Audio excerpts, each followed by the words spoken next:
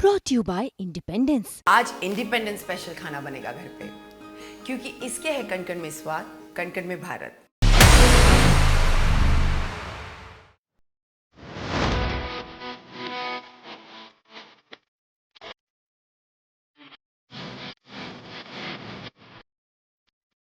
नमस्कार, जय हिंद। भारत तक देख रहे हैं आप। बात करेंगे जम्मू कश्मीर की। वहां चुनावी माहौल बड़ी तेजी से बदल रहा है। चुनाव की तारीखें सामने आ गई हैं और तमाम राजनीतिक पार्टियां अपने अपने तरीके से अपने अपने गोल पोस्ट सेट कर रही हैं। ऐसे में एक बड़ा चेहरा जिसके बारे में आपको जानना चाहिए, उसके बारे में हम बताने जा रहे हैं। आपने वैसे महबूबा मुफ्ती का नाम सुना होगा। फायर ब्रांड नेता है जम्मू कश्मीर की और पीडीपी की मुखिया है। उन्होंने एक बड़ा दांव खेला। उनकी बेटी है इल्तिजा मुफ्ती। वो चुनावी समर में अब खुद राजनीतिक ताल ठोक रही हैं। वो चुनाव लड़ेंगी बिजबहेड़ा से। जी हां, जो इल्तिजा मुफ्ती पहले अनंतनाग राजौरी सीट की जो लोकसभा सीट थी, उस पर अपनी माताजी यानी कि महबूबा मुफ्ती के चुनाव का कामकाज देख रही थी, तमाम मीडिया मैनेजमेंट देख रही थी, वो अब खुद चुनावी ताल ठोकने के लिए आगे आ गई हैं। ऐसे माना जा रहा है कि क्या महबूबा मुफ्ती खुद चुनाव नहीं लड़ेंगी, तो क्या एक तरीके से किसी ये राजनीतिक विरासत का भी अंत हो जाएगा, या फिर इल्तिजा को उन्होंने पीडीपी की कमान लगभग अब सौंप दी है। तो इस पर बात करेंगे इल्तिजा के बारे में कि इल्तिजा जो है वो क्या कर सकती हैं और वो किस तरह की उनकी अभी तक की पर्सनालिटी रही है, क्या पढ़ाई लिखाई की है उन्होंने। तो पहले बात कर लेते हैं इल्तिजा की पढ़ाई की। दिल्ली यूनिवर्सिटी से राजनीतिक विज्ञान में उन्होंने ग्रेजुएशन किया। फिर यूनाइटेड किंगडम के वारविक विश्वविद्यालय से इंटरनेशनल रिलेशंस में मास्टर डिग्री हासिल की। इल्तिजा पहली बार सुर्खियों में आती हैं अनुच्छेद 370 के वक्त, जब उनकी माता जी को यानी कि महबूबा मुफ्ती को हिरासत में लिया जाता है।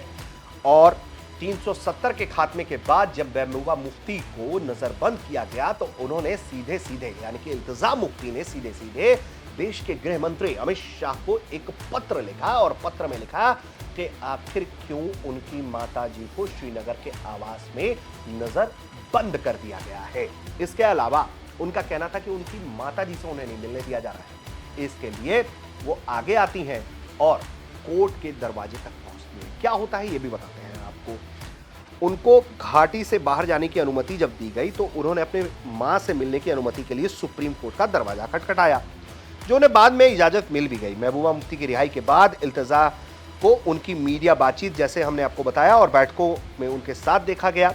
जून 2022 में इल्तिजा ने सोशल मीडिया एक्स पर आपकी बात इल्तिजा के साथ से एक पाक्षिक वीडियो संवाद सीरीज शुरू की, जिसमें वो जम्मू कश्मीर के लोगों को प्रभावित करने वाले मुद्दों और निर्णयों पर बात करती थी। इसके अलावा अगर हम बात करें इल्तिजा की, तो इल्तिजा 2 बहनों में बड़ी हैं। उनकी मां मुफ्ती ने अकेले उन्हें पाला है, क्योंकि उनके पिता जावेद इकबाल शाह जो एक व्यवसायी हैं, कुछ समय के लिए नेशनल कॉन्फ्रेंस के नेता थे, परिवार से अलग हो गए थे।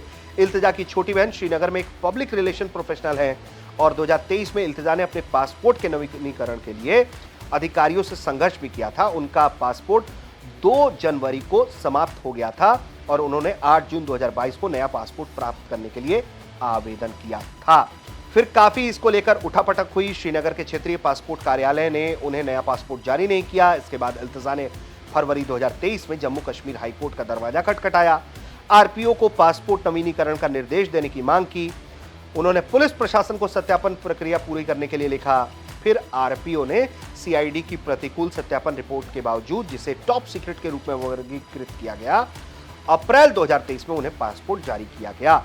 इल्तिजा मुफ्ती का राजनीतिक सफर अब एक नए मोड़ पर है और वो इस चुनाव में क्या करेंगी ये देखना होगा। इल्तिजा मुफ्ती 37 साल की हैं और साउथ कश्मीर के बिजबहेड़ा से विधानसभा चुनाव वो लड़ेंगी। चुनावी ऐलान के बाद पीडीपी ने अपने 8 उम्मीदवारों के जो नाम सामने रखे, उसमें इल्तिजा मुफ्ती का भी नाम था और इल्तिजा मुफ्ती के बारे में बताया गया कि वो बिजबहेड़ा से चुनाव लड़ेंगी। ये मुफ्ती परिवार का पारिवारिक सीट माना जाता है।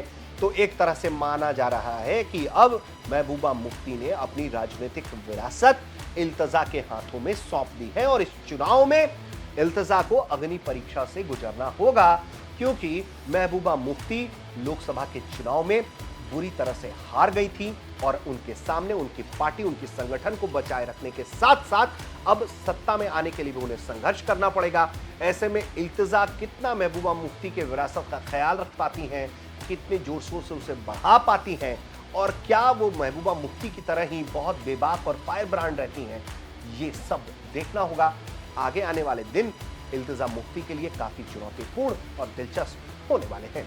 हम उम्मीद करते हैं कि आपको ये वीडियो पसंद आया होगा। आप देख रहे थे भारत।